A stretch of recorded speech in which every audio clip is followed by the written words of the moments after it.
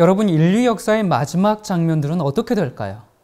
역사가 끝나는 그때는 무슨 일들이 일어날까?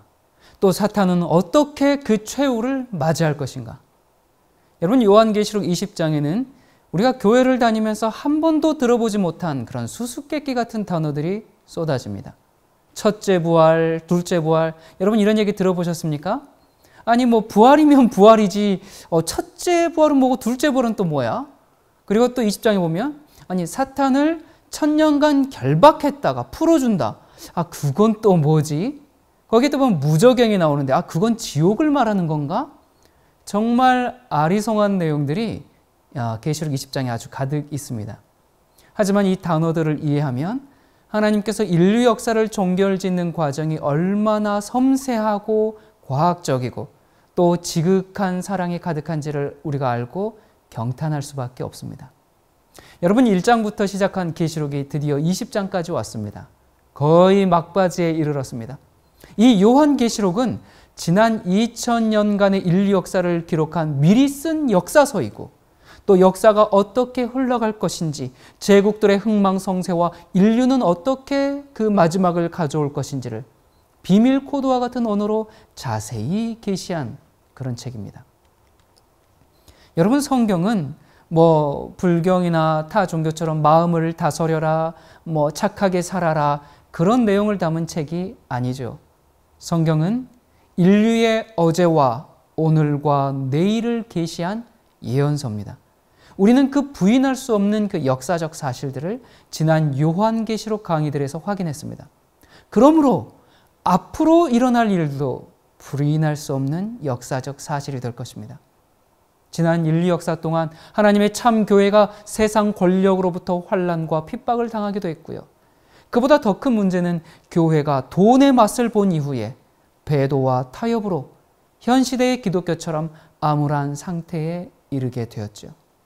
참 교회는 없는 것 같고 거짓 선지자들은 세상을 호령하고 그러나 드디어 짐승과 거짓 선지자는 하나님으로부터 심판을 받게 되고 예수님은 지구 역사를 끝내시고 이 땅에 다시 오게 됩니다. 여러분 이 지구 역사가 어떻게 끝나는지 정말 믿지 않는 사람들이라 할지라도 이 요한계시록의 사건들에 관심을 가져주기를 바랍니다. 바로 그것이 어쩌면 여러분의 운명을 결정지을 수 있기 때문에 그렇습니다. 요한계시록 19장부터 22장까지는 세상 마지막 시대에 있을 사건들이 시간적인 순서대로 나열되어 있습니다. 그리스도의 재림, 이어서 천년기, 또 최후의 심판, 그리고 새하늘과 새 땅으로 이어지는데요. 자, 우리 그 역사의 마지막 장면으로 함께 가보도록 하겠습니다. 자, 천년기 시작 때 무슨 일이 있는가? 1절부터입니다. 또 내가 보매 천사가 무저갱 열쇠와 큰 쇠사슬을 그 손에 가지고 하늘로서 내려와서 용을 잡으니 곧 옛 뱀이요 마귀요 사탄이라 잡아 1000년 동안 결박하여 무저갱에 던져 잠그고 그 위에 임봉하여 1000년이 차도록 다시는 만국을 미혹하지 못하게 하였다가 그 후에는 반드시 잠깐 노이리라. 여러분 지금 이 장면은 계시록 19장에서 예수님의 재림과 동시에 벌어진 일입니다. 그러니까 19장 예수님 재림하셨어요. 재림과 동시에 무슨 일이 벌어져요? 그때부터 천년기가 시작하는 겁니다. 자 여기 보니까 무저갱이 나왔어요. 여기 무저갱이라는 것이 뭐 저기 어딘가에 있는 지옥을 말하는 게 아니고요. 재림으로 황폐된 이 세상을 지금 말하고 있는 것입니다. 똑같은 무저갱이라는 용어가 계시록 9장에서는 이슬람의 그 등장을 나타낼 때 그 아라비아 사막에 생명력 없는 그 땅을 말했죠. 또 로마서 10장에서는 아라비아 사막보다도 더욱 황량한 그런 무덤을 말하고 있거든요. 자, 근데 지금 계시록 20장에서는 이 무저갱이 그리스도의 재림으로 이제 온 세상이 황폐된 이후에 그 땅을 지금 말하고 있습니다. 자, 예수님께서 재림하실 때 의로운 사람들은 모두 구름 속으로 올리워져서 공중에서 이제 주를 영접하게 되었죠. 자, 그게 휴거죠. 그 다음에 악인들은 어떻게 됐습니까? 우리가 지난 시간에 확인했죠. 그들은 모두 죽임을 당했습니다. 그들이 지금 어딘가에 가서 불에 타고 있는 게 아니고요. 예수님 재림할 때 악인들이 모두 죽었어요. 자, 죽고 나서 그 후 이제 뭐가 왔어요? 천년이 왔죠. 서서히 정말 이 다가온 어둠이 깊은 칠흑처럼 천년을 이제 덮는 것입니다. 땅의 표면은 지진으로 깨졌어요.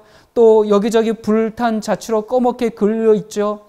한때는 공장들과 거대한 도시들이 그렇게 서 있던 이 땅이 이제 무너지고 건물의 잔재와 지진으로 터지고 갈라지고 그런 이제 흙더미들이 아주 질비한, 그리고는 들리는 소리라고는 바람 소리와 타락한 천사들의 통곡 소리, 그리고 먹이에 굶주린 날짐승들이 시체를 뜯어먹는 소리, 푸드덕거리는 날개 소리뿐입니다. 이게 이제 계시록 19장에서 묘사했던 장면들이죠. 이 지구에 남아있는 존재는 누구만 남았어요? 누군가 남아있어요. 이 지구에. 누가 남았죠? 사탄과 그의 악한 천사들. 아직 그들을 심판하지는 않으셨거든요. 자, 이들이 이제 더 이상 유혹하고 기만해서 하나님을 반역하게 할 인간들이 없는 것입니다. 의인들은 다 하늘 같고 악인들은 다 죽었기 때문에 누굴 유혹해요? 아무도 없고 자기만 남은 거예요. 사탄이 이 기간 동안 아무것도 하지 못해요. 그렇기 때문에 아무것도 못하기 때문에 마치 결박당한 신세가 되는 것입니다. 여러분, 이것은 아담의 타락 이후에 지구에 이제 이 사탄이 와가지고 조금도 실수 없이 사람들을 죄에 빠지게 만든 이 사탄 입장에서는 정말 견딜 수 없는 형벌이 아닐 수 없을 겁니다. 여러분, 그가 결박당했다는 것은 아무것도 할 수 없는 신세가 되었다 그 말입니다. 우리도 손발이 묶여서 아무것도 할 수 없다 그런 표현을 사용하는 것과 마찬가지예요. 자, 이렇게 캄캄하고 음침한 1000년 동안 사탄은 뭘 하면서 지낼까? 아무것도 할 일이 없습니다. 그저 하늘에서 쫓겨난 일을 뼈아프게 후회하고 다시 그것을 되찾아보려는 그런 부질없고 절망적인 음모를 꾸미고 또 타락한 천사들끼리 끊임없이 서로 비난하고 싸우는 일 외에는 전혀 할 일이 없는 것입니다. 사탄은 자기가 저지른 그 죄의 참담한 결과들을 보면서 고통을 받는 그런 형벌의 기간이 될 것입니다. 근데 얼마 동안 미혹을 못한다고요? 1000년 동안.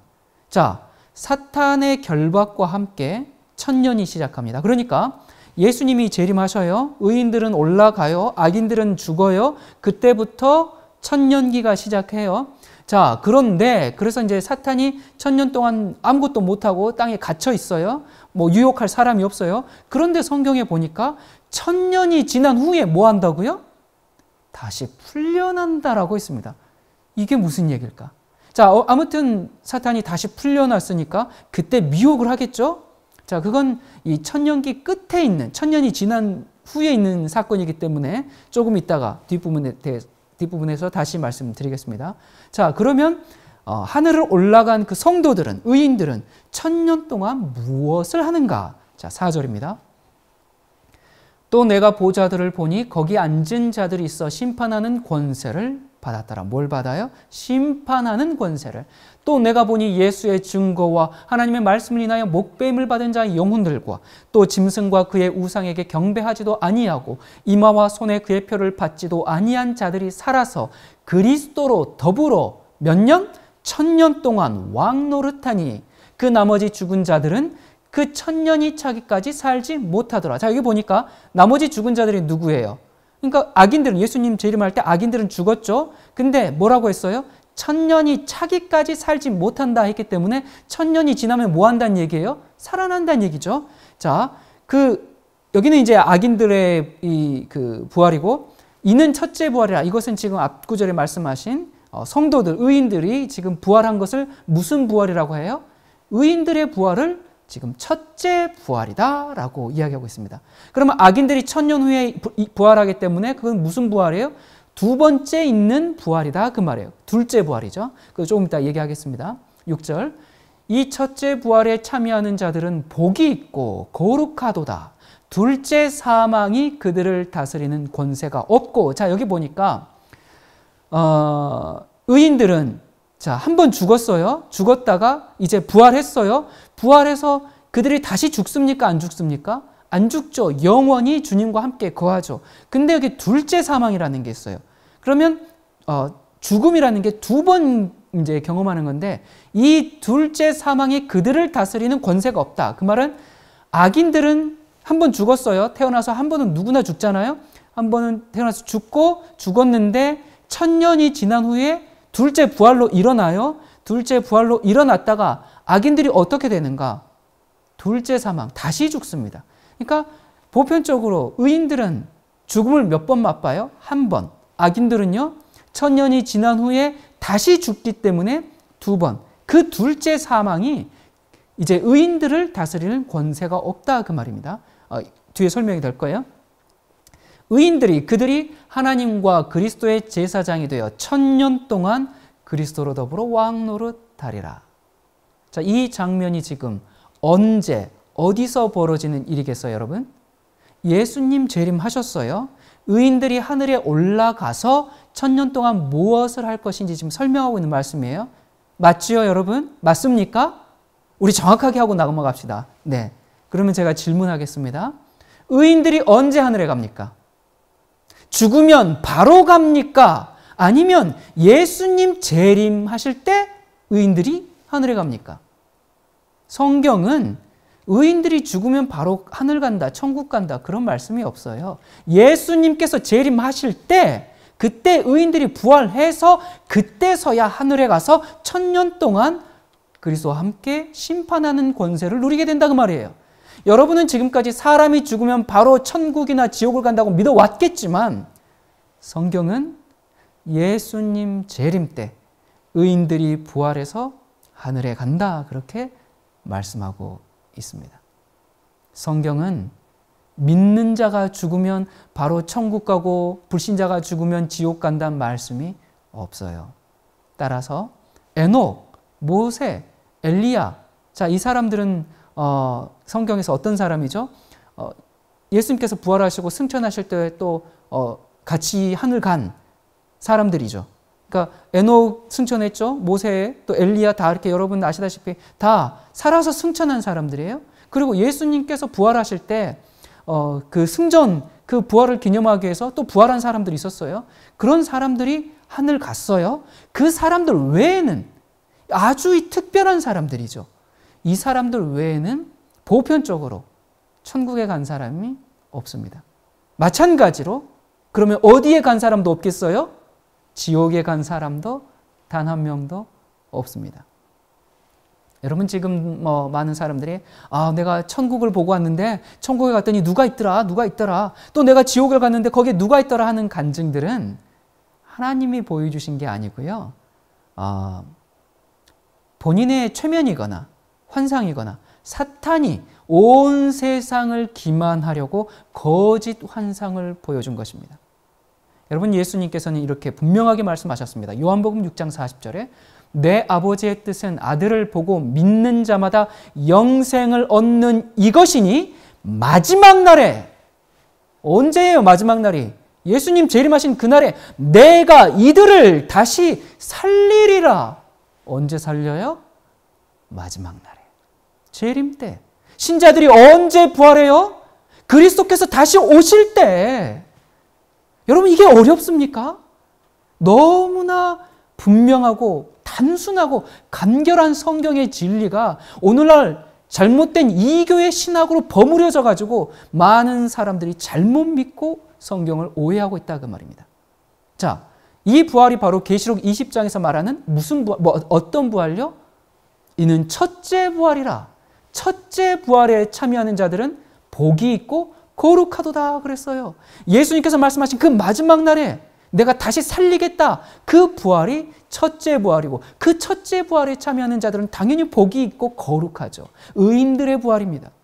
의인들의 부활은 무슨 부활? 첫째 부활요. 첫째 부활은 언제 있다고요? 예수님 재림과 함께 천년기가 시작할 때 일어납니다. 자, 그렇다면 첫째 부활이 있으면 무슨 부활이 있다고요? 둘째 부활이 있겠죠. 둘째 부활은 천년이 지난 후에 천년기 끝에 있는 악인들의 부활이거든요. 자, 그런데 그들은 왜 부활하는가? 잠시 후에 다시 설명하겠습니다. 여러분이 구원받은 사람들이 천년 기간에 이제 무슨 일을 해요? 뭘 한다 그랬어요? 심판하는 사역. 그때 이 수행하는 심판은 정말 아무리 강조해도 지나칠 수 없을 만큼 아주 큰 사건입니다. 여러분, 이 구원받은 자들이 하늘에 가서 이제 심판하는 권세에 참여하게 되는데, 이 심판은 누가 구원받을 것인가, 누가 멸망당할 것인가, 그걸 결정하는 게 아니에요. 이 결정은 이미 다 이루어졌어요. 그러니까 자기가 구원받아 하늘 갔죠. 그러면 1000년 동안 무슨 심판을 해요? 1000년 기간의 심판의 대상은 누구냐면요, 영원히 멸망당할 사람들입니다. 그리고 구원받은 성도들은 이 하나님이 내리신 그 결정에 대한 그 증거들을 확인하는 겁니다. 뭐 성도들이 가서 너는 구원, 너는 멸망, 너 이런 게 아니라 하나님께서 그렇게 하신 것이 옳은지 그 증거들을 확인하는 거예요. 그래서 바울은 이 고린도전서 6장에서 이렇게 말했죠. 성도가 세상을 판단할 것을 너희가 알지 못하느냐? 우리가 천사를 판단할 것을 너희가 알지 못하느냐? 바로 이 장면입니다. 구원받은 사람들은 이제 하늘 갔어요. 그러면 정말 내가 땅에서 만났던 그 사랑하는 사람들을 그리워하게 되겠죠.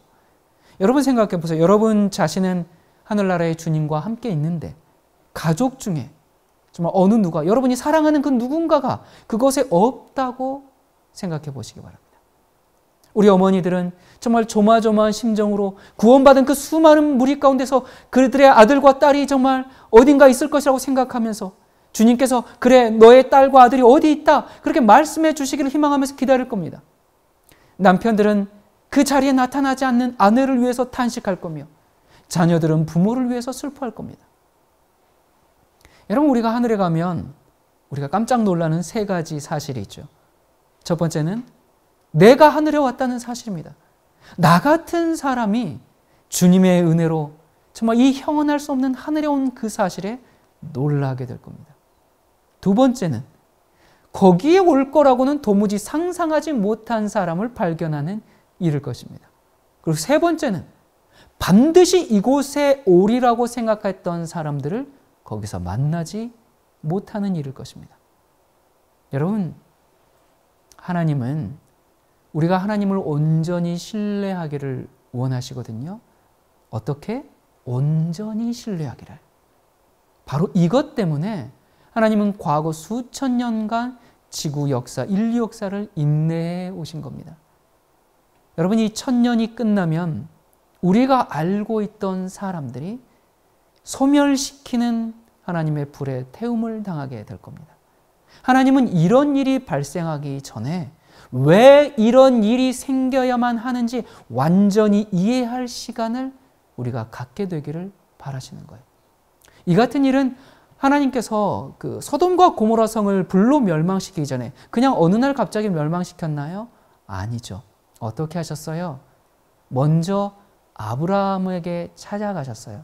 창세기 18장에 보면 하나님이 이제 어느 평범한 사람의 모습으로 사전 약속도 없이 아브라함을 방문하십니다.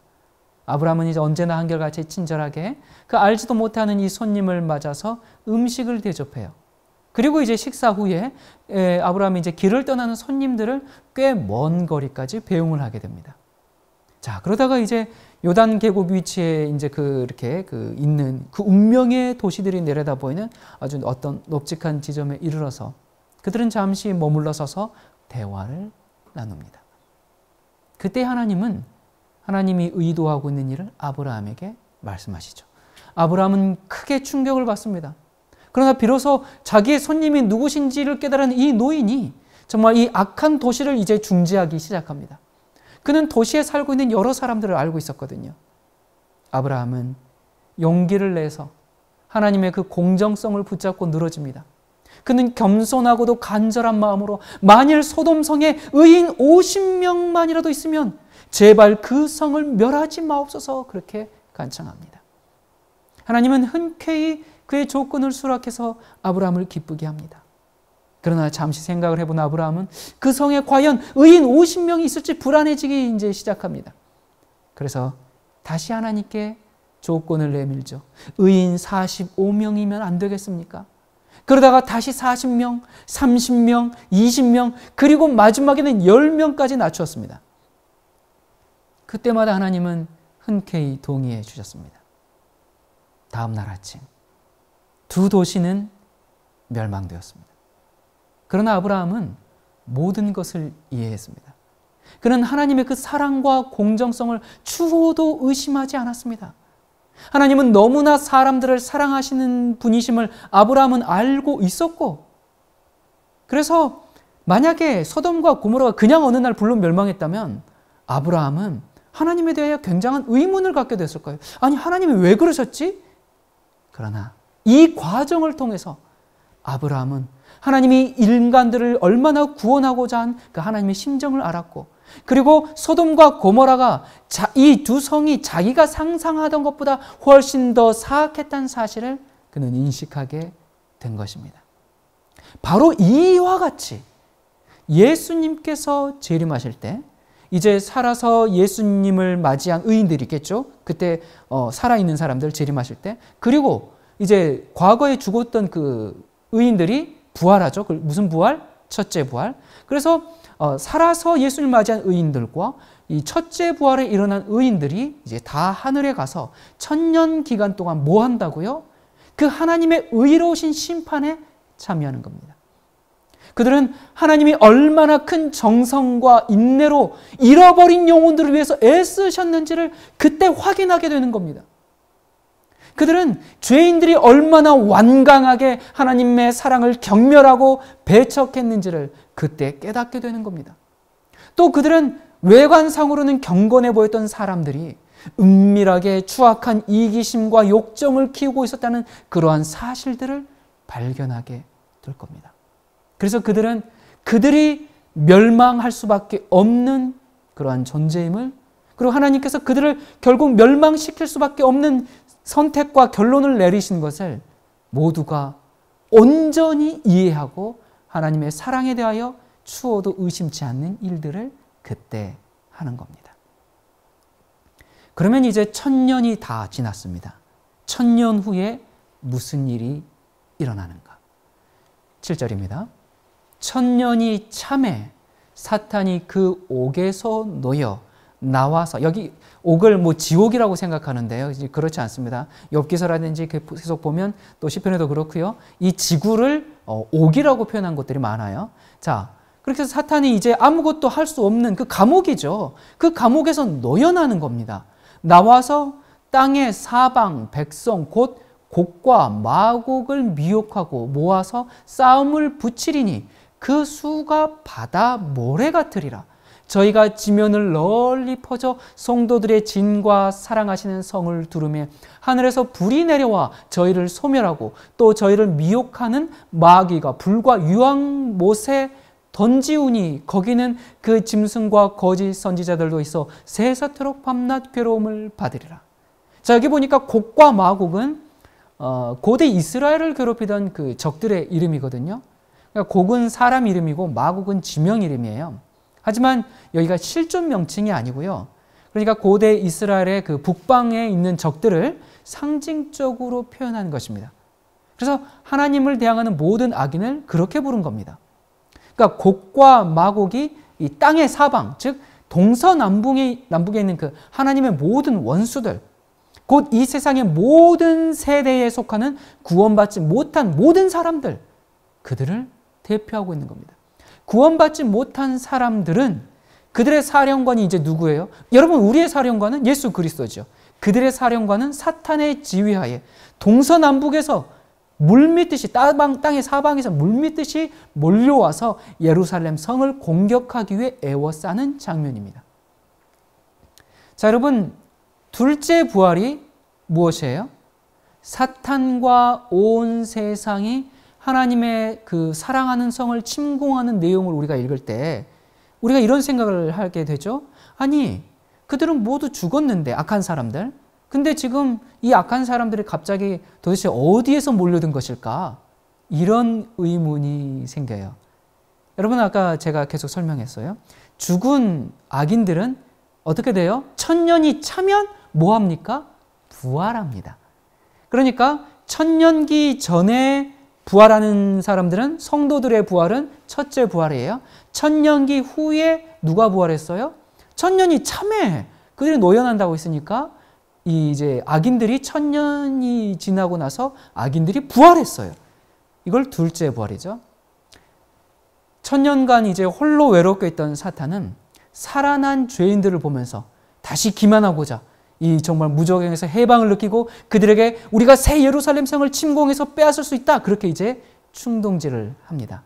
자, 여러분 보세요. 성경에서도 다시 말씀드리지만 악인들이 죽어서 만약에 지옥에 가 있다. 그럼 여러분 그런 얘기 들어보셨어요? 악인들이 지옥 갔는데 지옥에서 지글지글 타다가 천년 동안 타다가 부활한대. 여러분 그런 얘기 들어보신 적 있으십니까? 처음 들으시죠? 왜 처음 들으신가? 그런 얘기가 성경에 없거든요. 지금 악인들이 어디에 있다가 지금 부활했어요? 죽었어요. 죽음입니다. 무입니다. 무의 상태예요. 자는 것과 같습니다. 천년 동안 자는 거예요. 그러다가 악인들도 부활합니다. 근데 부활했는데 부활해서 눈 떠보니까 거기가 지옥이었어요? 아니에요. 지구였어요. 이 땅이었어요. 이 땅에 부활한 겁니다. 그러니까 사탄이 그들을 이제 미혹해요. 그래서 하늘에서 내려오는 새 예루살렘 성을 우리가 다시 빼앗자, 공격하자, 이런 장면입니다. 자, 여러분 참 그런데 사탄이 이제 예루살렘을 침공해서 빼앗을 수 있다 이렇게 이제 충동질하죠. 어떻게 이렇게 어리석을 수 있을까요? 또 그 말을 듣고 따라가는 어떻게 이런 어리석은 일들이 그때도 발생할 수 있을까요? 그러나 죄라는 것은 정말 어리석은 겁니다. 모든 상황을 통틀어서 현명한 길은 언제나 하나님의 지도를 따르고 주님의 뜻을 받아들이는 겁니다. 제 아무리 그 사소한 일상생활의 일에서라도 우리가 주님의 뜻을 거역하고 자기 고집만을 내세운다면 우리는 어리석은 사람이 되는 겁니다.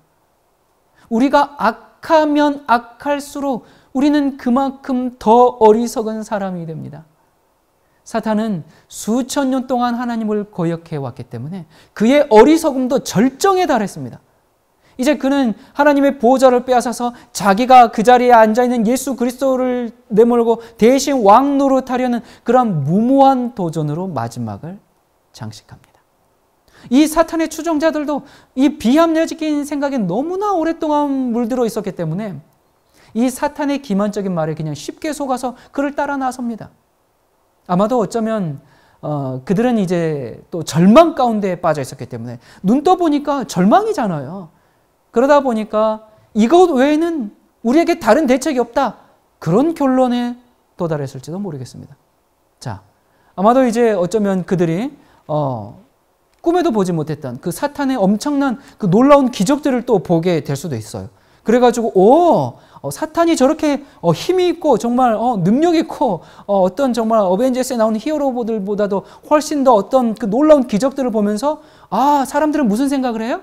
이야, 예수님을 맞서고도 남을 어떤 초자연적인 힘의 소유자구나. 그렇게 확신했을지도 모르겠습니다. 그래서 지금 그들이 이 사탄의 사령관에 의해서 지금 다 사방에서 지금 몰려듭니다.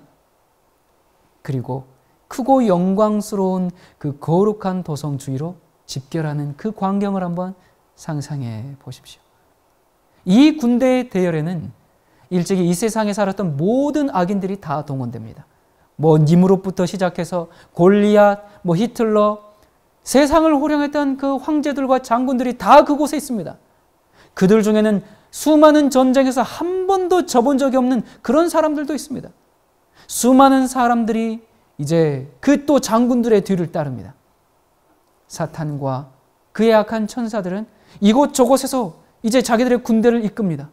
그리고 찬란한 도성이 틀림없이 곧 함락될 것이다. 그런 이제 헛된 확신이 온 무리를 지배합니다. 적개심으로 가득 찬 이 거대한 대병력이 이제 집결해서 언제 공격할 것인가 공격 명령을 기다리고 있는 순간입니다. 자, 그런데 11절 그들이 어떻게 최후의 심판을 받는가? 또 내가 크고 흰 보좌와 그 위에 앉으신 자를 보니 땅과 하늘이 그 앞에서 피하여 간데없더라.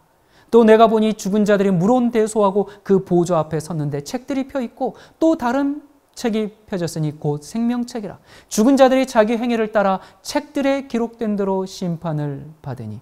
자, 여기까지는 천년 기간 동안 이루어지는 심판들이었어요. 바다가 그 가운데서 죽은 자들을 내어주고 또 사망과 음부도 그 가운데서 죽은 자들을 내어주매 각 사람이 자기의 행위대로 심판을 받고, 자, 지금 죽은 자들을 다 내어준다고 했어요. 죽은 자들이 지옥에서 부글부글 하다가 나온 게 아니라 죽은 자들을 사망에서 내어줍니다. 14절. 사망과 음부도 불못에 던지우니 이것은 둘째 사망 곧 불못이라. 여러분, 얼마나 숨막히는 순간입니까? 일찍이 이 땅에 살았던 모든 사람들이 지금 이 장면 가운데 서게 될 겁니다. 의인도 서고 악인도 섭니다. 왕들과 그들의 신하들, 모든 폭군들과 교황들과 사제들, 목사들과 교인들, 잔인한 사람들, 야비한 사람들 모두가 모일 겁니다. 인종, 언어, 피부, 지역을 망라한 인류 역사 가운데 살았던 모든 사람들이 다 모입니다. 하나님은 모든 사람들이, 악인이든 의인이든 모든 사람들이 하나님의 그 공의로움에 대해서 깨닫기를 바라십니다. 특별히 멸망을 당하는 사람들조차도 하나님께서 자기들을 얼마나 열렬히 그들을 구원하고자 했는가를 알기를 하나님은 바라세요. 하나님께서는 그들의 최후의 순간에 하나님의 심판이 공의롭다는 것을 고백하고, 아, 나는 멸망을 받아도 마땅하다라는 것을 스스로 인식하게 하실 것입니다. 어떻게 하실까? 아마도 하나님께서는 인류 역사의 처음부터 끝까지를 파노라마처럼 하늘에 펼쳐 보이실지 모르겠습니다. 먼저는 정말 이 모여있는 모든 사람들의 최후의 심판, 지구 역사의 마지막 이 끝의 장면인데요. 그걸 그냥 얼렁뚱땅 끝내지 않으시거든요. 모든 사람들에게 다 이 광경을 보여주실지 모르겠습니다. 하늘에 죄가 시작하기 전에 그 하늘의 행복하고 평화로운 모습들이 펼쳐져 보일 것입니다. 그런데 그 그룹 천사 중 하나였던 루시퍼의 영광스러운 모습이 나타날 건데, 그가 시기심을 품고 마귀로 변해서 하늘에서 일어난 그 끔찍한 전쟁도 사람들이 볼 수 있을 겁니다. 그리고 사탄과 그의 반역한 천사들이 하늘에서 쫓겨나는 광경도 볼 것입니다. 이 드라마는 이제 땅으로 옮겨집니다. 사탄이 에덴 동산에서 아담과 하와의 기쁨을 망쳐버리는 광경을 보게 됩니다. 드라마는 계속되어서 드디어 예수님의 탄생에 이릅니다. 그분의 이기심 없는 삶과 그리고 참혹한 죽음을 볼 것입니다. 그리고 이어서 세상에 복음이 전파되는 광경들, 또 믿음을 지키는 사람들이 당하는 그 핍박의 광경들도 펼쳐질 것입니다. 드라마가 진행되는 동안에 모든 사람들은 자기들이 이웃에게 또는 가정에서 혼자 남몰래 지었던 그런 죄들을 생각하게 될 겁니다. 모든 시대에 모든 사람들이 이 시간에 예수 그리스도의 그 크고 흰 보좌를 바라봅니다. 그때 그들의 죄에 대한 그 하나님의 놀라운 구속의 계획, 곧 잃어버린 인류의 구원을 위해서 쏟으신 그 아낌없고 측량할 수 없는 하나님의 사랑의 이야기가 그들에게 새롭게 펼쳐집니다. 하나님의 무한한 사랑의 증거와 그들의 무분별한 이기심의 증거가 사람들의 마음을 압도하게 될 겁니다. 그 사랑의 증거를 받아들이지 않았던 모든 사람들, 그러나 그들이 이제 그 증거를 받아들인다고 해도 아무 소용이 없고 너무 때가 늦어버렸다는 사실을 인정하게 될 것입니다. 심지어는 사탄까지도 그 사랑의 증거에 압도되어서 그리스도를 만왕의 왕으로 인정하면서 자기 자신의 행위를 후회하게 됩니다. 이 시간은 어떤 장면이냐면, 여러분 빌립보서 2장 10절의 예언이 성취되는 순간입니다. 뭐라고 말씀되었습니까? 하늘에 있는 자들과 땅에 있는 자들과 땅 아래에 있는 자들로 모든 무릎을 예수의 이름에 꿇게 하시고 모든 입으로 예수 그리스도를 주라 시인하여 하나님 아버지께 영광을 돌리게 하셨느니라. 모든 사람들이, 여기는 의인뿐만 아니라 악인들까지도 모든 사람들이 무릎을 꿇고, 누구 앞에? 예수 그리스도 이름 앞에 무릎을 꿇고 예수 그리스도는 주라, 그렇게 시인하고 아버지께 영광을 돌리게 하는 그 시간입니다. 악인들조차도 이제 인류 역사의 끝은 정점에 이르렀습니다. 하나님의 선하심과 공정하심이 모든 증거에 의해서 충분히 이제 옹호되었습니다. 너무나 명백한 사실들을 보고 온 우주는 충성된 사람들과 반역한 사람들을 물론하고 이구동성으로 하나님이 그 행하신 일이 정당하고 참되었음을 선언하게 됩니다. 여러분 기억하십시오. 우리 모두가 그 자리에 있게 될 것입니다. 단 한 사람도 예외가 없습니다.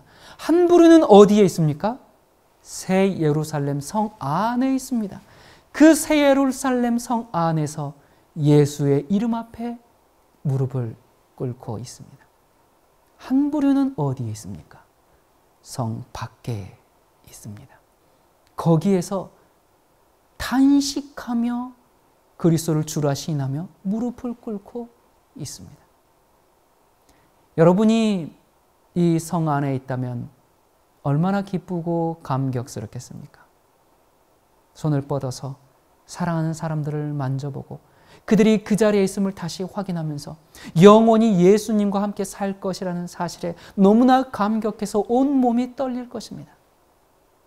그러나 그때 만일 우리가 성 밖에 있게 된다면 어떻게 할까요? 얼마나 인생을 다시 살고 싶을까요? 고통스럽게 회상하면서 그때 그 잘못된 선택들을 바꾸기를 얼마나 원하겠습니까? 잘못된 결정들, 저지른 그 어리석은 죄들, 하나님의 율법은 지킬 수도 없고 지킬 필요도 없고 지켜서는 안 된다고 했던 그 어리석은 생각들을 얼마나 후회할 것입니까? 다른 사람들에게 무정하게 대하며 냉정하고 상처를 주며 비난해왔던 그 지난 날들을 얼마나 후회할 것입니까? 이제 인류 역사의 가장 슬픈 시간이 되었습니다. 계시록 20장 15절입니다. 누구든지 생명책에 기록되지 못한 자는 불못에 던지우더라. 불못은 그리스도의 모든 원수들을 끝내는 것입니다. 공의와 사랑에 대항하는 모든 정신들을 영원히 끝내는 것입니다. 이 불못에서 타오르던 마지막 불꽃이 꺼질 때 모든 형태의 온갖 사악한 죄들은 그 불꽃과 함께 사라지고 더 이상 존재하지 않습니다. 계시록 20장 9절에 저희가 지면에 널리 퍼져 성도들의 진과 사랑하시는 성을 두루매, 지금 두르고 있는 그때에 하늘에서 불이 내려와 저희를 소멸하고 악인들은 소멸됩니다. 여러분 이 말씀이 어렵습니까? 모든 죄인들이 한 명, 두 명 자기가 죽을 때마다 지옥에 가서 불에 타는 것이 아니라 그들이 예수님 재림 후에 1000년이 지난 다음에 부활해서 이 땅에 있을 때 하늘에서 불이 내려와서 동시에 그들을 소멸합니다. 모든 죄인들은 사라집니다. 사탄도 완전히 소멸되고 말 것입니다. 죄와 죽음 이 자체가 온 우주에서 멸망당할 것입니다. 이 우주 어딘가에 인간들이 영원토록 불타고 고통받고 있다는 사실보다 하나님을 괴물로 만드는 사상은 없습니다. 여러분, 하나님은 악인의 그 죽음조차도 즐거워하지 않으시는 분인데 끝도 없이 정처 없이 고통받는 그런 장치를 마련하신 분이라는 것은 우리가 상상할 수도 없습니다. 여러분, 불교에도 지옥이 있지만 불교의 지옥은요, 자기가 그 지은 죄값을 다 치르고 나면 그 지옥의 고통이 어떻게 됩니까? 지옥이 끝이 나요. 지옥의 고통을 끝내고 환생하게 됩니다. 고통의 끝이 있습니다. 고문의 끝이 있어요. 괴로움의 끝이 있습니다. 그런데 하나님은 영원토록 고문하십니다. 부처님은 자비롭고 은혜롭고 노하기를 더디하시는 분이라서 지옥의 고통을 끝내주시는데 하나님은 끝나지도 않는 지옥, 인간의 언어로는 표현조차 할 수 없는 그 끔찍한 지옥, 인간이 상상할 수 있는 가장 끔찍한 것보다 1000배, 10,000배 끔찍한 지옥을 갖고 계시는 그런 하나님을 여러분 사랑할 수 있습니까? 과연 그런 하나님은 사랑이시다. 그렇게 말할 수 있습니까? 내가 사랑이기 때문에 너를 천년 만년 수억 년 영원토록 지글지글 고문한다. 여러분, 이것은 하나님의 그 공의의 법칙, 사랑의 성품에도 어긋나는 일입니다. 이것처럼 하나님을 사탄처럼 만드는 신학이 없습니다. 여러분, 혹시 지옥이 무서워서 하나님을 믿는 분들은 불교로 개종하십시오. 지옥의 고통을 끝내시는 자비한 부처님이 계십니다. 그 부처님이 계신 불교로 개종하는 게 나을지도 모르겠습니다. 여러분, 지옥 사상은 이방 종교에 있는 그 사상이, 그 신학이 로만 캐톨릭을 통해서, 가톨릭 교회를 통해서 교회 안에 들어온 비성서적인 신학입니다. 자, 오늘 말씀을 표로 다시 정리해 보도록 하겠습니다. 여러분, 천년기가 시작할 때 무슨 사건이 있어요? 시작할 때 그리스도께서 오시죠. 데살로니가전서 4장 15절에 예수님께서 주의 강림하실 때 우리 살아남은 자가 이제 부활하여 가는 걸 말합니다.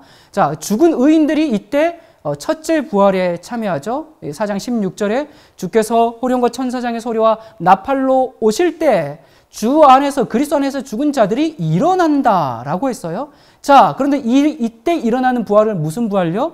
이 첫째 부활에 참여하는 자들이 복이 있다. 그리고 그들이 뭐 한다고요? 천년 동안 그리스도로 더불어 왕 노릇한다라고 지금 성경은 얘기합니다. 이때 무슨 일이 벌어져요? 살아있는 악인들이 어떻게 됩니까? 악인들도 그때 살아있을 거 아니에요. 진멸당합니다. 자, 환난받는 너희에게는 우리와 함께 안식으로 갚으시는 것이 하나님의 공이시니 주 예수께서 저의 능력의 천사들과 함께 하늘로부터 불꽃 중에 나타나실 때에, 재림하실 때입니다. 하나님을 모르는 자들과 우리 주 예수의 복음을 복종치 않는 자들에게 형벌을 주시리니. 자, 그러면서 데살로니가후서 2장 8절에 그때 그들이 어떻게 된다고요? 예수께서 재림하실 때 그 입의 기운으로 저희를 다 죽이시고 예수님께서 강림하시어 나타나심으로 그들이 다 패해진다. 그러니까 살아있는 악인들이 다 죽습니다. 죽고, 그들이 이제 죽고 어떻게 돼요? 지옥 갑니까? 천년 동안 죽어 있는 거죠. 자, 의인들이 어떻게 됩니까? 의인들은 예수님 재림하실 때 하늘로 올라갑니다. 자, 우리가 이 천사장의 소리와 함께 이제 하늘로 올라가서 주와 함께 천년을 이제 함께 지내게 됩니다. 자, 그 다음에 천년 동안 무슨 일이 있습니까? 성도들이 하늘에서 심판에 참여하죠. 천년 동안 왕노릇 한다고 아까 말씀드렸습니다. 이 왕노릇 한다는 말씀이 뭐 여봐라, 뭐 나는 뭐 각 마을을 다스리고 고을을 다스리고 어떤 도시를 다스리고 이런 왕노릇이 아니고요. 이 왕노릇 한다는 말씀 때문에 뭐 천년 왕국이라는 그런 말이 나왔는데, 왕노릇은 심판하는 권세를 말하는 것이지 누구를 다스리고 하는 그런 개념이 전혀 아닙니다. 여러분, 하늘에는 계급이 없고 신분의 차이가 없어요. 자, 이 천년 기간 동안에 악인들은 어디에 있어요? 무덤에 있어요. 아직까지 악인들은 지금 부활하지 않았죠. 그렇기 때문에 무덤, 죽음 가운데 있습니다. 자, 그 다음에 사탄과 악한 천사들이 지구에 갇혀 있죠. 이 천사가 이제 이 옛뱀, 그 사탄을 어떻게 했다고요? 무저경에 이제 잠갔어요. 임봉했어요. 천년이 찰 때까지 만국을 미혹하지 못한다고 했어요. 근데 천년이 차면 어떻게 한단 말이에요? 풀어줘서 잠깐 놓여서, 아주 잠깐 놓여서 미혹하는 일이 있죠. 우리 지금 앞에 다 공부했습니다. 자, 그 다음에 이렇게 천년이 딱 찼어요. 그러면 이제 천년이 지난 다음에 어떤 사건이 일어납니까? 악인들이 부활합니다. 천년이 차기까지 살지 못하더라 했기 때문에 이건 누굴 언제 일어난 사건이었어요? 예수님 재림하면 의인들이 부활하고 악인들은 죽어가지고 그리스도께서 그 입의 기운으로 그들을 패하셨잖아요. 그래서 그들은 천년이 차기까지 살지 못했는데, 천년이 차면 그럼 뭐 한다는 얘기예요? 부활한다라는 말입니다. 그게 이제 둘째 부활이죠. 그러면 악인들이 부활하고 사탄이 뭐예요? 사탄도 이제 풀려납니다. 천년이 참에 사탄이 그 옥에서 놓여 악인들이 부활했기 때문에 사탄도 결박에서 놓여서 극악무도한 그 기만적인 일을 이제 계속하는 겁니다. 자, 이때 무슨 일이 벌어져요? 하늘에서 새 예루살렘 성이 내려옵니다. 정말 이 새 예루살렘 성이 어떤 모습으로요? 신부가 남편을 위하여 단장한 것처럼 그렇게 하늘에서 내려온다라고 계시록 21장에 얘기하고 있어요. 자, 여러분, 여기 예루살렘 성이, 제가 질문할게요. 현재 이스라엘에 있는 예루살렘인가요? 아니면 지금 실제적으로 하늘에서 내려오나요? 하늘에서 내려옵니다. 따라서 현재 이스라엘에 있는 예루살렘으로 해석하는 것은 성경을 완전히 무시한 해석입니다. 자, 이제 성이 내려와요. 사탄이 뭐합니까? 전쟁을 위해서 악인들을 성 주위로 이렇게 이제 모으는 장면이죠. 곡과 마곡은 하나님을 대항하는 모든 사람들을 이제 지칭한다고 했습니다. 실제 지명이 아니죠. 자, 그렇게 해서 그 성을 이렇게 이제 정복하기 위해서 들었는데 어떻게 됩니까? 하늘에서 불이 내려와서 저희를 소멸하고 악인들이 멸망합니다. 그리고는 무슨 장면이 이제 소멸했어요. 불로 그들을 다 태웠어요. 그러면 이제 뭐가 돼야 돼요? 새 하늘과 새 땅. 내가 보니 처음 하늘과 처음 땅이 없어졌고 정말 새 하늘과 새 땅이 이제 드러나는 겁니다. 주의 날이 도적같이 오리니 그날에는 하늘이 큰 소리로 떠나가고 체질이 뜨거운 불에 풀어지고 땅과 그 중에 있는 모든 일이 드러나리로다. 이 모든 것이 이렇게 풀어지리니 너희가 어떠한 사람이 되어야 마땅하뇨. 거룩한 행실과 경건함으로 하나님의 날이 임하기를 바라보고 간절히 사모하라.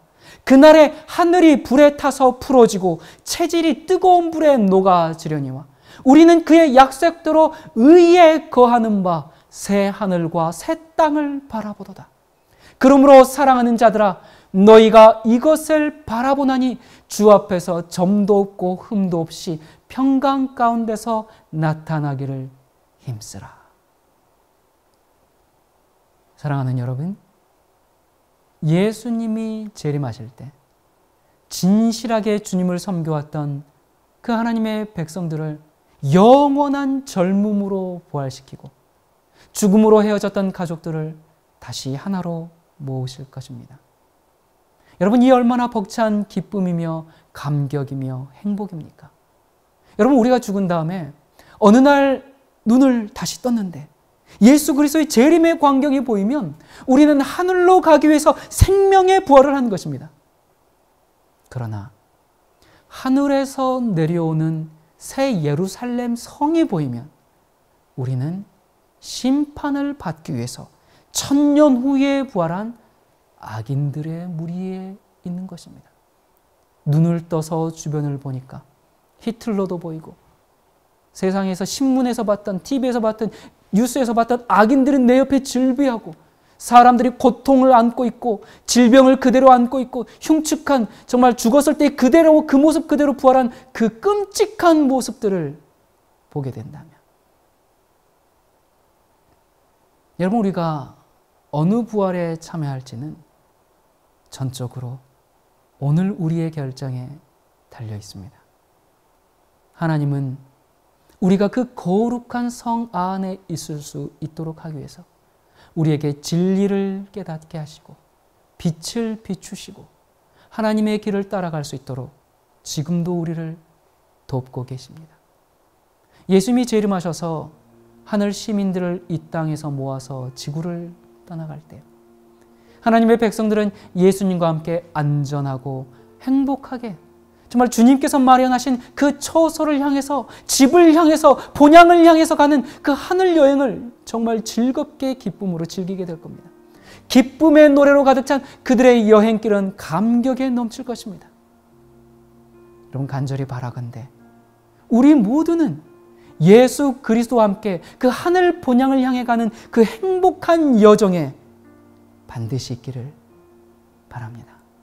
기도하시겠습니다. 은혜로우신 하나님 아버지, 마침내 모든 죄와 모든 악함, 사망의 근원인 사탄의 최후가 이르렀습니다. 인류 역사 내내, 아니 하늘과 온 우주가 이 날이 오기를 정말 간절히 기다렸습니다. 아무도 피할 수 없는 최후의 대심판, 우리 앞에는 영생과 영멸 둘 중 하나의 길이 있습니다. 우리와 함께 영원한 기쁨을 누리시고자 오늘도 인간의 구원을 위해 애쓰시는 하나님의 사랑의 음성을 거절하지 않도록 도와주시옵소서. 우리를 위하여 자기 목숨을 내놓으신 사랑의 예수님 이름으로 간절히 기도드립니다. 아멘.